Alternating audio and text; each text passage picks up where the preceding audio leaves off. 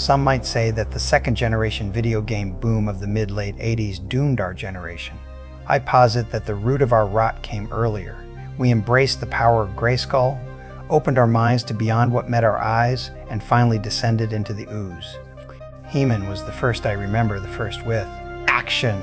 We saw the arrays in the store, maybe it was Walmart. So many toys of the same theme. It was like organized Sesame Street, but cool. It had swords. I'm kind of blurring it in with Thundar a little bit, I think. Maybe Conan. But anyway, first I remember the toys, then the show. The characters were really striking, and the lore was interesting. He-Man was number one. He was the man, had the sword. The power of Grayskull, of which I learned later from the toon. But he was kind of boring too. Always doing the right thing. I guess the thing with Prince Adam and him having doubts about himself had some neat pathos. But I wouldn't really appreciate that until later.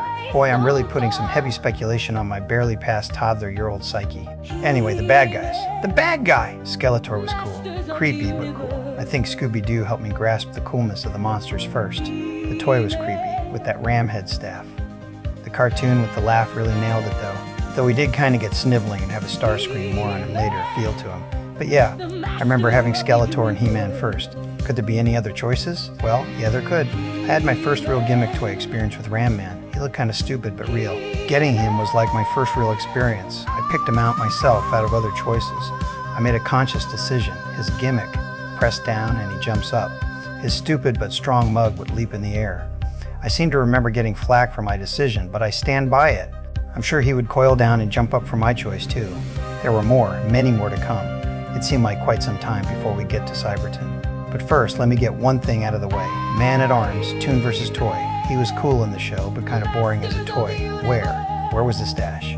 By the way, I said Cyberton earlier, I meant Cybertron. I remember getting Teela next. She kind of looked different than the others. Everyone else had the muscular male sculpt. And she wasn't a dude. One of my most vivid memories of the toon was them getting into Man-at-Arms, adopting her like Moses with the Pharaoh, and heavily implying the Sorceress was that bird toy, which was kind of cool. You could press something and the wings would flap. Besides her, the animal toys at least looked cool. Battle Cat had cool armor, and you could kind of imagine his legs pumping as he raged across the battlefield. His statue wasn't going anywhere fast though. Panther had the same feel, just more purple. I gotta mention one more good guy before we get into how cool the rest of the bad guys were. Buzz-Off looked cool. I don't remember the timeline, but the Insectars wouldn't be around until 1985. Maybe I got Buzz-Off around the same time, or maybe they just reminded me of him. He was a beast. That was a good guy. He looked different. The sculpt was subtly different. He was a good guy that looked like a bad guy. Maybe my little brain started to put together that different and cool looking didn't mean bad. By boy, the rest of the bad guys were cool. Triclops, voiced in modern times by the Rollins man himself, had a neat design with the different colored eyes in the visor, and his sword had a pretty good design. I never had Merman, but his design was very iconic. He was part of the first wave. Maybe that's why it stuck with me. I think more the mini-comic illustration of him. Man-E-Faces was another bad guy, I guess. That was cool. You'd spin his face around through his helmet and get robot, monster, or man. His armor design was neat too, with the orange and blue color scheme. I think sadly one of his legs has finally fallen off. Rest easy, Maney, your faces are sty. Next was Jitsu. His gimmick of the fist crashing down was always pretty neat, cleaner than Ram Man's. He also had cool armor and was well put together. I believe I used him as a good guy more than a bad guy. Finally there was Scrapjaw. He just looked neat, had the interchangeable tools and the jaw on a hinge.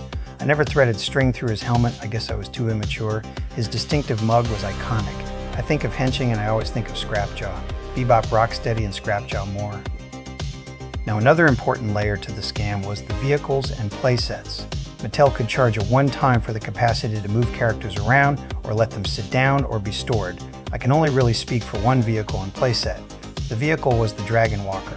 I gets a lot of crap because it moves so slow, but hey, it moves. Let's not get ahead of ourselves. You could put He-Man in it and it could take him to another room of your house after you waited the right amount of time.